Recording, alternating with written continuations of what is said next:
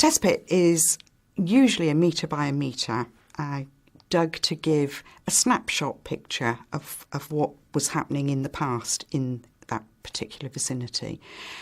In a garden, it's difficult to do geophys because there are a number of buildings, garages, sheds, greenhouses, there are paths, the services, pipes and so on, plus trees, bushes and precious plants that people have got. So they don't want you tramping all over their gardens. But very often, 1 metre by metre hole can be dug somewhere in the garden.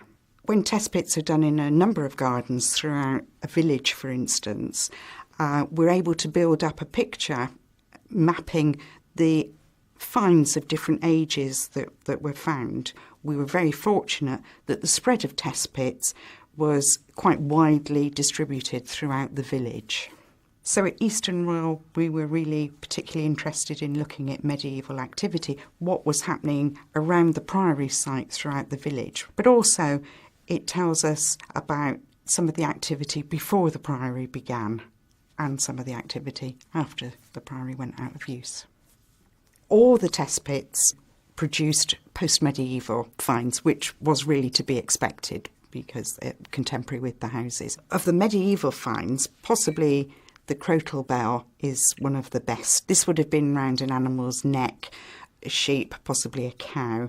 And of course, in Easton Royal, animals would have been driven through the village and up onto Salisbury Plain to graze during the summer months. A lovely, lovely sound to it.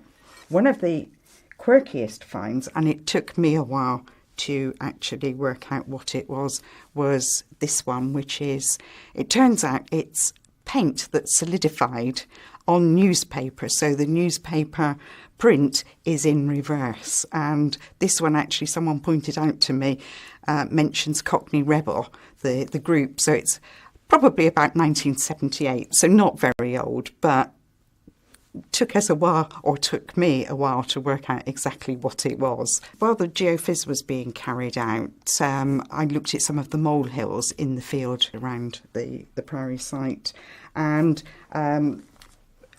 from that I found a Roman pottery. It's a dog bowl. It's just a dish with a short rim around it.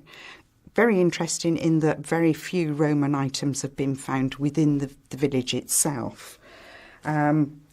Possibly more exciting was a piece of Bronze Age pottery. Most people say to archaeologists, "Oh, what treasures have you found?" expecting you to have lots of gold items and silver and things which are worth lots of money. But these bits of pottery, to me, are just wonderful and so valuable because this is late Bronze Age, so about 3,000 years old. So just incredible to hold a 3,000-year-old object in your hand. Not able to specifically date, a number of flints were found, some in test pits and some within the priory field, the molehills.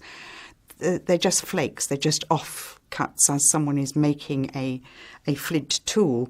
These were just bits that were chipped off the flint. They're called flakes, and they show that people were working flints and making tools in the area. So this one in particular came from Priory Field, but there were a few flakes found in some of the test pits. So the test pits gave us lots of evidence of activity that was taking place in the village around the priory, some medieval activity, but also some prehistoric and earlier activity, which perhaps leads us to start to ask questions about why was the priory built where it was built.